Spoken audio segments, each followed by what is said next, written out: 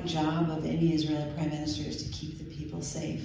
And I think we forget that those were days where there were terrorist attacks. Hamas was a factor, there were bombings, and I think for part of Israelis, this may not be the religious, ideologues, but they saw their people being attacked, and they blamed Rabin. They felt like they were less safe because of the risks that he was taking.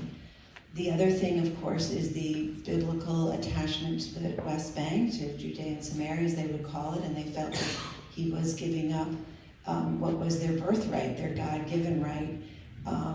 That was very clear, but what's interesting today is that those very same people are attacking Benjamin Netanyahu and saying that this 20-point plan accepted by Netanyahu, imposed upon him by Donald Trump, is Oslo II.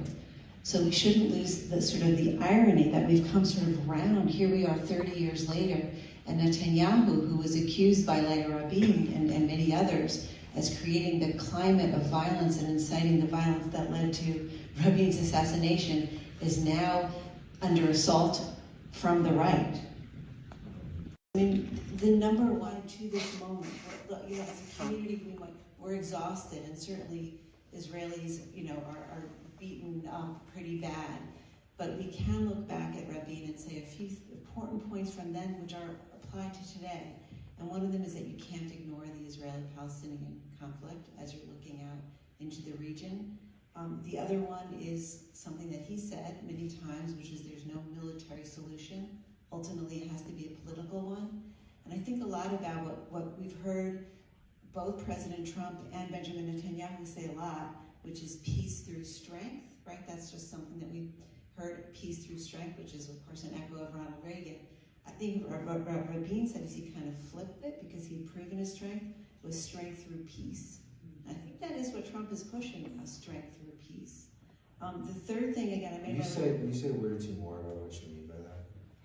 Well, Rabin, after, 27 years of fighting, right? He was a proven general. He had proved himself, peace through strength, and he was now, when he stood on the White House lawn, you were there, I was covering it.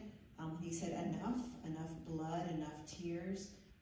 Now, he was quoting from Kohelet, right, from Ecclesiastes, a time to fight and a time for peace. So I think that what Rabin's point was, yes, peace through strength, but strength through peace. And what was that strength? You were at the funeral, I was at the funeral. Do you know who Yaron Gaon is? He's one of the pop singers of Israel. Yaron Gaon. He looked at me and he said, there are 80 world leaders standing here. You're looking at a snapshot of Rabin's dreams. Rabin wasn't there, he was probably there in spirit. But that's strength, right? And the isolation that Israel is suffering from today could be flipped if you showed strength through peace. So that's what I mean by that. So that is one of his legacies. I mean, it was amazing, this funeral. There were so many world leaders. You had the master of ceremonies was like, world leaders to the left and other people to the right. And I remember, Bush Sr. was there, and he was so excited to see former British Prime Minister John Major. It was like a reunion, and there was It's like a Jewish funeral.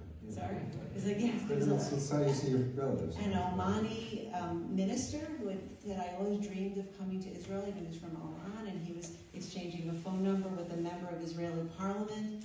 And the Israeli Chaver Knesset was like, oh, is this your home number or your office? And so that's what I mean by strength through peace.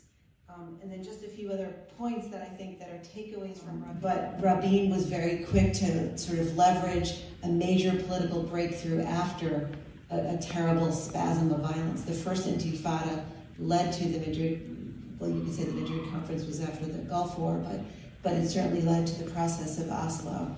And we can take advantage of this 2-year war into some kind of political resolution. And finally, the thing that he did, I think, very well, and you were in rooms with him when he was doing it, was breaking down just unimaginable tasks into small, verifiable, maybe conditions-based circumstances, which is what the 20-point plan does. A lot of it is conditional. So Israel doesn't have to cede control because they're terrified to do so right now. They're not really in a risk-happy kind of state. And then finally, just this idea Yes, it's good to be feared, which I think, in fairness to Netanyahu, he needed to prove to the world, but it's even stronger to be loved. And that is part of one of the fifth thing that we can take away from his legacy and apply it today. But Rabin